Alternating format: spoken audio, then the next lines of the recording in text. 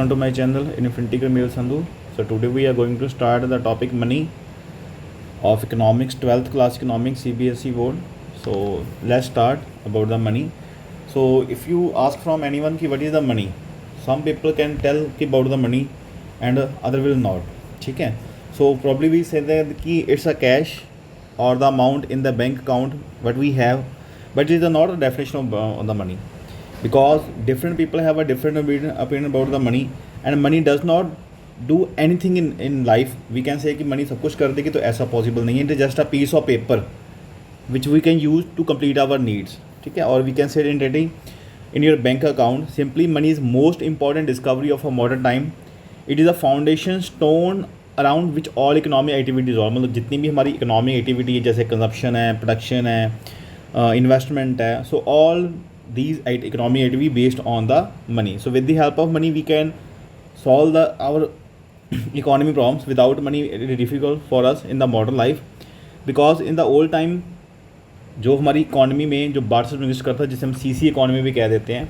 So on that time goods are exchange with the goods, मतलब commodity को with the commodity के साथ exchange किया जाता है. But in the modern time जो एक बेसिक नेसेसिटी है वो मनी जो आज के टाइम में बन चुका है. ठीक है. सो जो भी इस पूरे टॉपिक में है, तो इसमें जो हमने डिस्कस करना है, एक तो हमने डिस्कस करना है कि मनी होता क्या, what is the meaning of money. Second is barter system, drawback of a barter system. उसके बाद फंक्शंस ऑफ अ मनी. उसके बाद सप्लाई ऑफ मनी. ठीक है. तो ये सारी टर्म्स है जो हमने मनी टॉपिक में डिस्कस करनी है, जो आपके सिलेबस में है. ठीक है. So starting from the barter system. So barter system refer to the exchange of goods for goods and economy where there is a direct barter system of the goods and service. मतलब जिसमें goods को goods के साथ exchange किया जाता है, जिसे CC economy भी कह देते हैं और बार्टर सिस्टम भी कहते हैं. For example when a farmer give a wheat and get cloth from the shopkeeper in turn in the known as a barter system. तो मतलब जिसमें हम उसने कोई फार्मर के पास वीट है, तो उसने प्रोवाइड करने के बाद जो एक शॉपकीपर से जो कपड़े वगैरह उसने परचेज़ कर ली, तो ये क्या है, बार्टर सिस्टम की एग्जांपल है. ठीक है. इसमें कुछ ड्रॉबैक थे और हमारी जो नीड है वो ज़्यादा एक्सपैंड होगी, जिसकी वजह से हमने मनी की इन्वेंशन की. सो फर्स्ट जो है डबल कोइंसिडेंस ऑफ वांट, मतलब डबल नीड एक सेम टाइम पे. ठीक है. फॉर एग्जांपल कि आप एक फार्मर हो और आपके पास वीट की प्रोडक्शन आपने की है, तो आपके पास वीट है बट आपको राइस चाहिए. तो आपको सेम टाइम पे एक ऐसा पर्सन फाइंड करना पड़ेगा जिसको जो आपके पास मटेरियल है, जो आपके पास वीट है, वो उसे परचेज़ कर पाए, और उसके बदले में जो एक राइस है, हमारी जो ट्रांजैक्शन है वो हो सके. हो सकता है कि हमारे पास वीट है, अब वीट की ज़रूरत किसी और बंदे को, बट उसके पास राइस नहीं है. हमारी जिस पर्सन से राइस की नीड पूरी हो रही है, उसको वीट की ज़रूरत नहीं है. तो सेम टाइम पे हमें एक ऐसा पर्सन फाइंड करना पड़ेगा जो जिसकी नीड हम पूरी कर पाएँ और वो हमारी नीड पूरी कर पाए. So double coincidence of want refer to the simultaneous fulfilment of the mutual wants of the buyers and seller. मतलब जो इनकी म्यूचुअल जो नीड्स हैं, जो वांट्स है, वो कंप्लीट हो पाए. For example want for clothing for the farmer coincidence with the want of shopkeeper. मतलब जो क्लॉथ और जो वीट की प्रोडक्शन है, जो एक दूसरे से उन्होंने कंप्लीट कर ली, तो दोनों में ट्रांजेक्शन होगी. अदरवाइज अगर ना उसके पास वीट ना होता या उसे ज़रूरत ना होती, तो ये चीज़ पॉसिबल नहीं थी. So it is very difficult to find double consideration of want in the real life. It needs a huge trading cost, we can say. So with the rise in the economic activity, for example through the barter system, more difficult and complicated. So with अगर money के आ जाने से वो चीज़ कैसे sort out होगी कि whatever we have held, तो उसको जो सरप्लस है उसको हम सेल कर दो, और उसके मदद से हमारे जो पैसा हमारे पास आ जाएगा. So with the help of that money we can complete our need. जो भी मार्केट से परचेज़ करना चाहते हो वो आप वहाँ से परचेज़ कर सकते हो.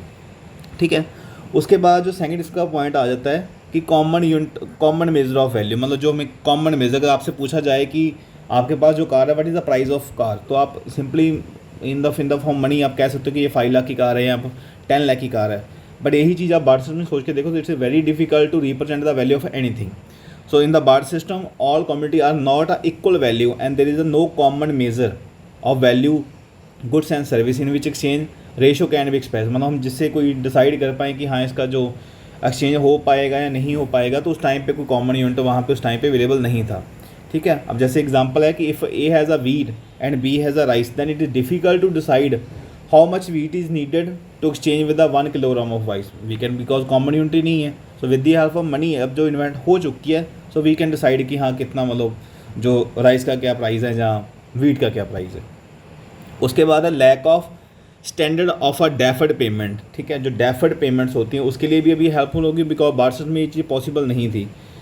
अब उसमें क्या होता है कि जैसे फॉर एग्जांपल कि कोई पर्सन आपके अंडर कोई काम कर रहा है, ठीक है, अभी करंट के टाइम के अकॉर्डिंग, मॉडर्न टाइम के अकॉर्डिंग अगर आप उसे कह दो कि अगर आप मेरे अंडर काम करोगे तो मैं आपको जो 10,000 है वो आपको जो सैलरी है वो प्रोवाइड कर दूंगा, ठीक है। अब ये तो एक बात होगी कि आपको पर मंथ के अकॉर्डिंग जितनी सैलरी है वो आपको मिल जाएगी।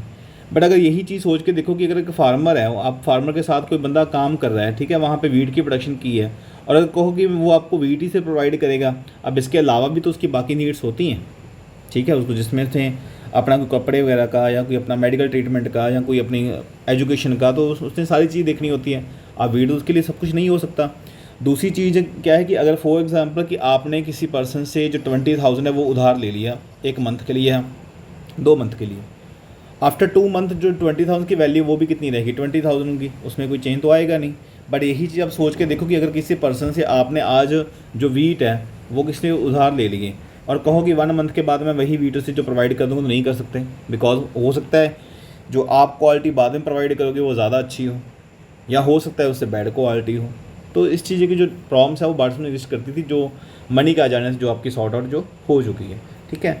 सो under the barter system contract involve future payments for the credit transaction can not only take place with ease because of the following reason. The borrower may not be able to arrange goods of exactly same quality at the time of the repayment. मतलब जब उसने repayment करनी है तो हो सकता है कि वो सेम जो क्वालिटी की जो चीज़ है वो ना कर पाए। अब एक काऊ की एग्जांपल ले लो, ठीक है। अब फॉर एग्जांपल आपको मिल्क की ज़रूरत है, तो आपने क्या कर दी, किसी अपने फ्रेंड से जो काऊ को उधार ले लिया। अब आप कहो कि जब मतलब 1 मंथ के बाद, 2 दिन पीने के बाद जब ये मेरी नीड पूरी हो जाएगी तो मैं आपको रिटर्न कर दूँगा। अब जब काऊ आप रिटर्न करोगे, हो सकता है कि उस टाइम तक उसकी हेल्थ वैसी ना रहे या उसकी डेथ हो जाए, कोई भी चीज़ हो सकती है। So there may be conflict regarding which specific commodity is to be used for the repayment. So the commodity to be repaid may loss और gain value at the time of repayment. उसे फ़ायदा भी हो सकता है और नुकसान भी हो सकता है। So it is very difficult to make deferred payment in the form of goods, but money के आ जाने से ये चीज़ आपकी जो सॉल्व हो चुकी है।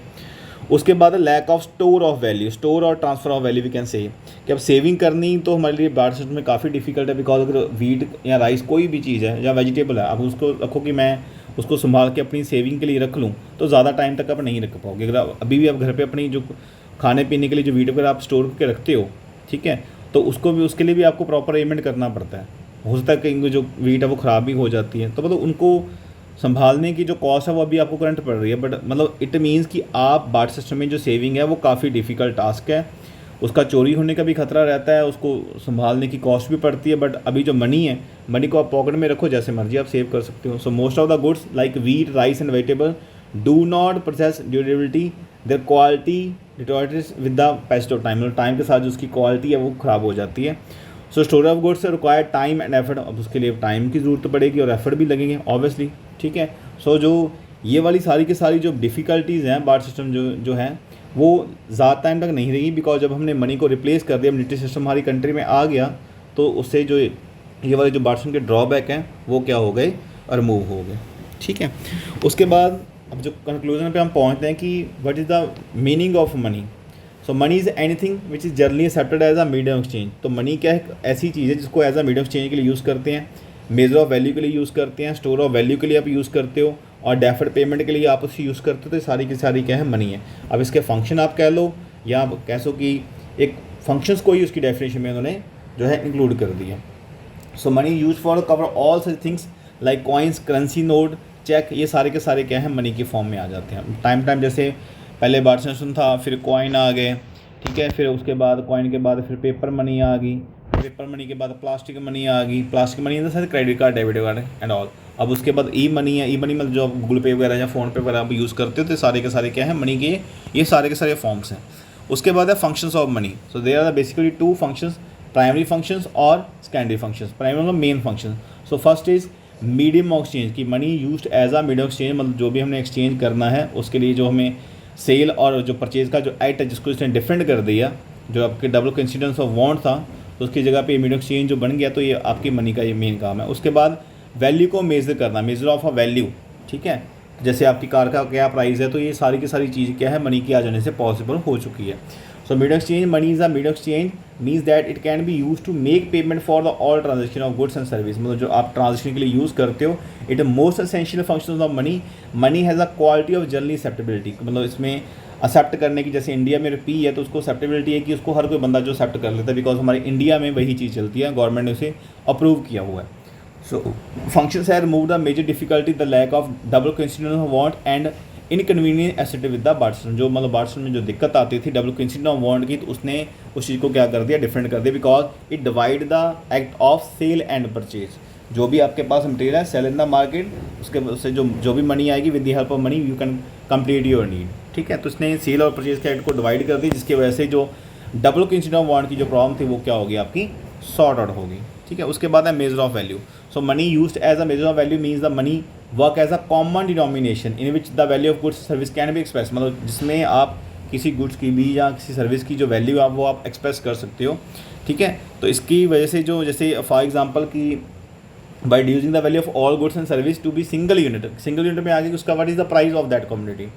So it become very easy to find out the exchange ratio between them and comparing their price, मतलब दोनों को हम कंपेयर कर सकते हैं।